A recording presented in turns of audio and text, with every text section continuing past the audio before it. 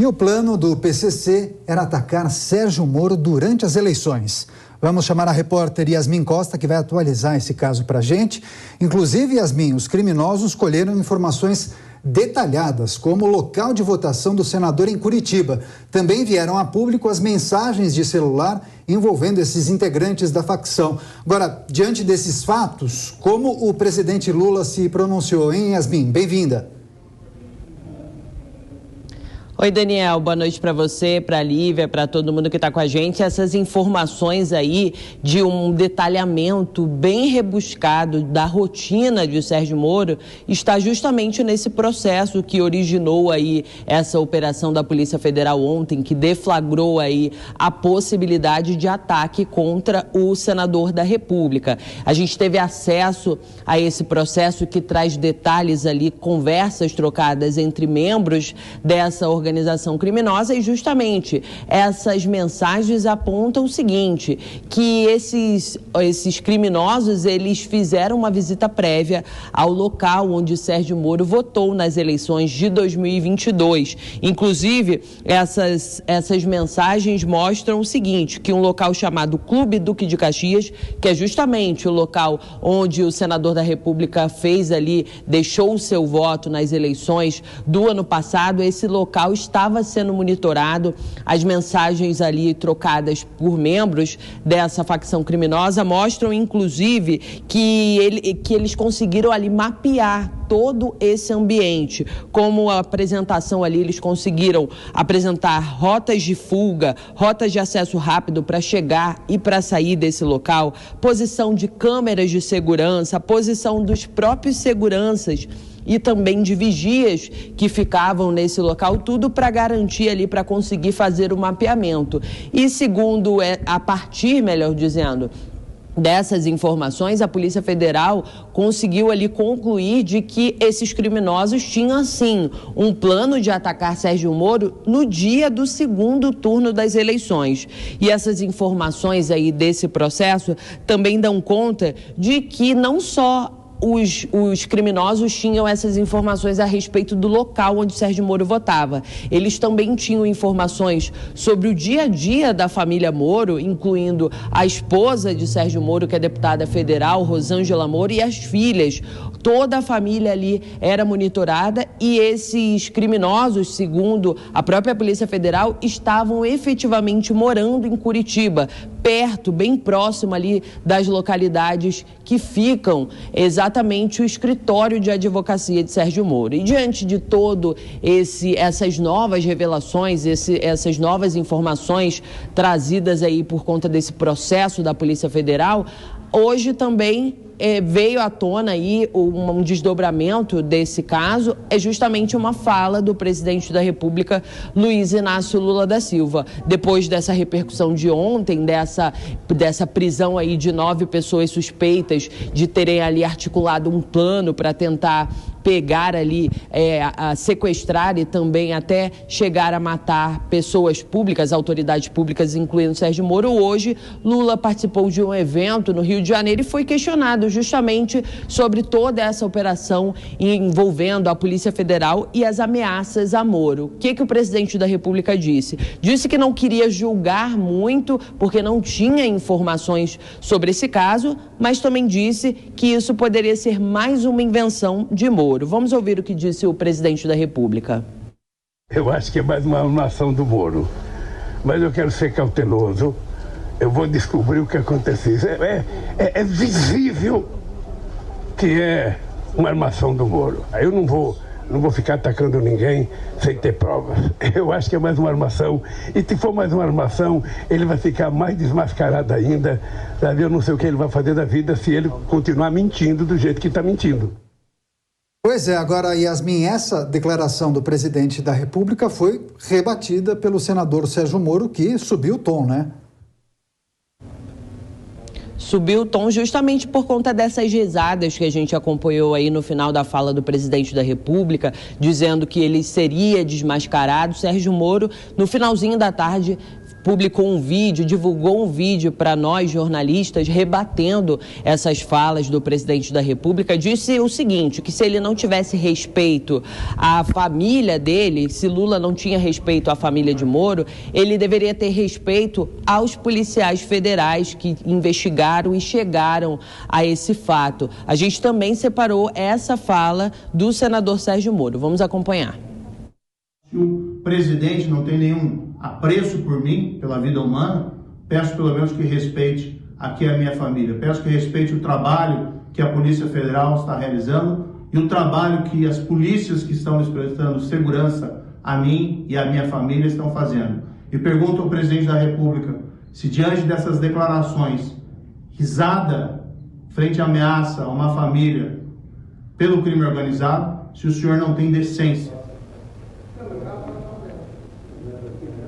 E olha, aqui dentro do Congresso Nacional, esse caso continua repercutindo. Hoje à tarde, eu conversei com o deputado Coronel Meira e a gente tratou ali exatamente desse caso envolvendo o Sérgio Moro. Ele, inclusive, disse que teve hoje um almoço com o Sérgio Moro e a esposa dele, a deputada Rosângela Moro, os dois ali passando, tratando dessa questão, que realmente estariam muito preocupados com a situação que veio à tona ontem. E o que o Coronel Meira me disse? Me disse o seguinte, que essa fala do presidente da República, ela realmente precisa ser investigada. E por isso, o deputado Coronel Meira, ele protocolou hoje, na Comissão de Segurança Pública da Câmara dos Deputados, um pedido para convocar o diretor-geral da Polícia Federal, Andrei Rodrigues, para que ele venha à Câmara dos Deputados para prestar esclarecimentos a respeito dessa fala do presidente da República. Porque na avaliação do deputado federal, essas falas do presidente da República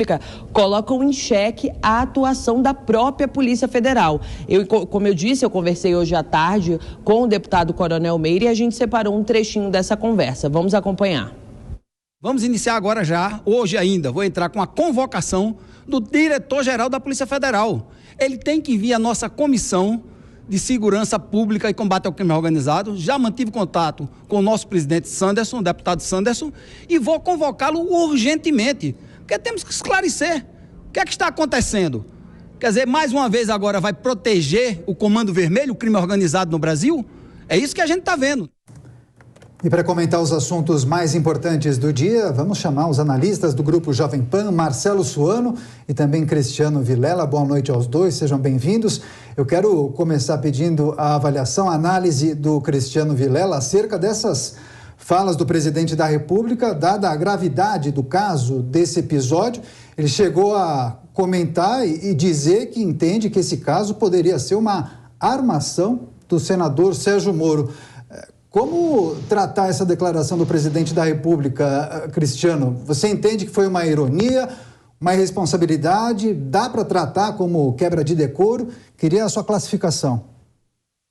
Olha, Caniato, uma boa noite a você, uma boa noite ao Suano, uma boa noite a Lívia e a todos que acompanham o Jornal Jovem Pan. Olha, a fala do presidente Lula foi uma fala totalmente desastrosa.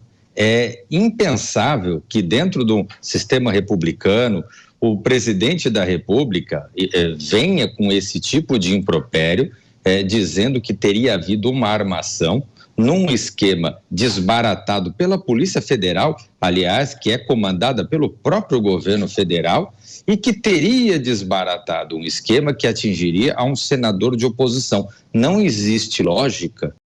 É completamente absurdo haver qualquer tipo de manipulação por parte desse senador de oposição. E o presidente Lula sabe disso. O presidente Lula, eu vejo que com esse episódio, ele está escolhendo um novo adversário para antagonizar. Ele está buscando construir um antagonismo mais forte com o Sérgio Moro. As declarações de Lula de anteontem ao Portal 247, que viralizaram com palavrões e uma série de coisas, ao meu ver, ela ficou clara a escolha do presidente em começar a direcionar a sua disputa política com o Sérgio Moro. E esse episódio de agora, essa declaração de agora, ela só vem a reforçar isso, mas da forma pior possível, especialmente para um presidente da República. Agora, Marcelo Suano, boa noite a você, bem-vindo também mais uma vez. Já começaram então as articulações no Congresso para que o Legislativo também faça suas próprias investigações. Sobre duas frentes eu quero te ouvir.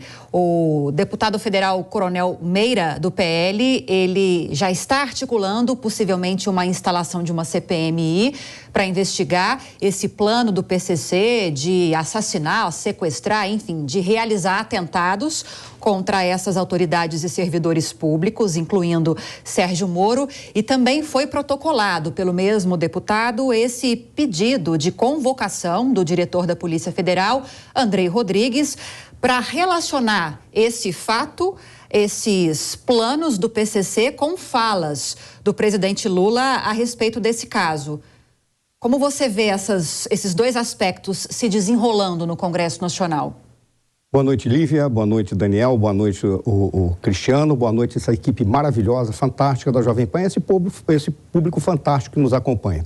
Eu vou ser muito direto. É necessário, sim, ter uma CPMI, pelo menos uma CPI, para tratar do relacionamento do crime organizado com quaisquer autoridades ou quaisquer personalidades do país.